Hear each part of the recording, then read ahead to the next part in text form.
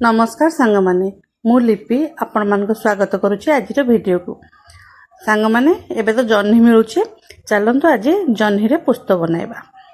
जह्नी को प्रथमे आपण माने काटिकी धोईकी काटिदेबे।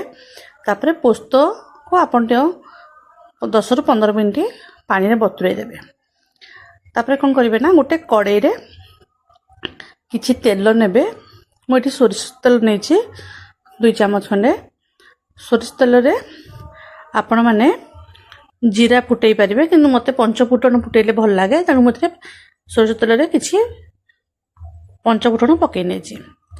एबे आपण चाहिले वर्तमान एथिरे सुखला लंका मध्ये गोटे बघारी पारिबे किंतु जेहेतु बेसी राग लागिबो मते पई पकईनी। तापरे से पंचफुटन पकई सेथिरे मु गोटे आलू काटी जो रखिथिली से आलू को पकईगिरी भाजी नेबी। सेथिरे किछि हळदी आउ अल्प सिझिबा पई लूण टिके पकई नेबी।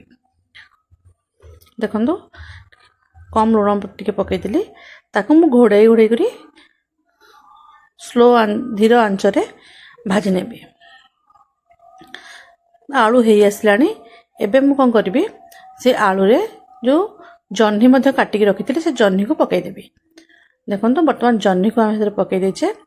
जह्नी को पकईके आउ किछि लूण पकेबा भी दरकार नहीं जेतु मु आलू रे लूण पकईथिली आ हल्दी मध्ये पकईथिली सेथिरे आकु गोळेकी मध्ये 10 रु 15 मिनिट भाजी देबी।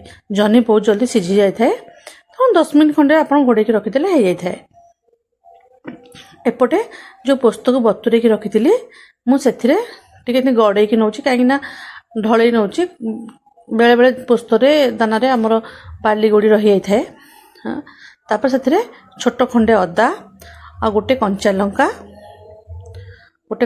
आ अध चामच खंडे जीरा पकाए आ थरे टिके काजू मु गुंड काजू एतिकी पकईछि गोटे बड़ चामच आ सेटा मिसेई सब भल भाबरे पालिश करके बाटी नेबी।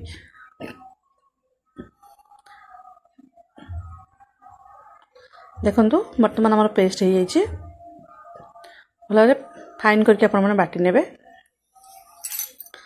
तापरे देखुन सेपटे म जह्नी जो बसैतिले एटा मध्ये हेई गलानी ताकू मु अलगा गोटे जगह को काढी नेबी।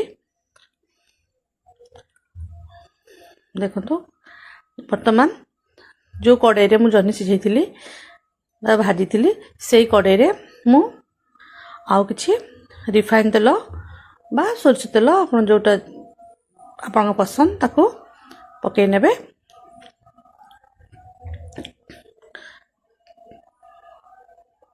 मटे सोरिष तेल व्यवहार करछि।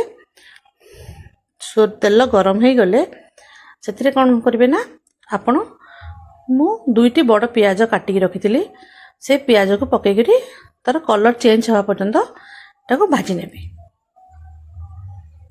देखुन संग माने वर्तमान मु कलर चेंज हवा पर्यंत ए प्याज को टिके भाजी नेलिनी। तापरे एथिरे गोटे बड़ टमाटो मध्ये काटिकी पकाई नेली। टमाटो पकाई साला परे आमे एथिरे स्वाद अनुसार लूण जेहेतु हमर जह्नी रे आग लूण पड़िछि मु एथिरे कम लूण देली। लूण पकाई आउ टिके आपण माने छाड़ी नेबे जेमति से टमाटोटा लूण पड़ला परे सिझी जिवो। तापर सेथिरे गोटे तेजपत्र आउ किछि काश्मीर चिल्ली गुंड पकईछि। तापर ताको घोड़े नेछि किछ समय पर देखो टमाटो सब हमर सिझी जाइछि। एबे आमे सेथिरे किछि गरम मसला गुंड जोटा कि मु घरे गुंड कर रखिथिली सेई गुंड पकई साला परे मु जह्नी जो रखिथिली भाजी करी ताकू पकईके भलो भाबरे गोळेई नेछि। देखंतु आपण एमती मध्ये जह्नी संतुला करी खाई परिबे रुटी संगरे जेहेतु आमे पोस्त बनौचे।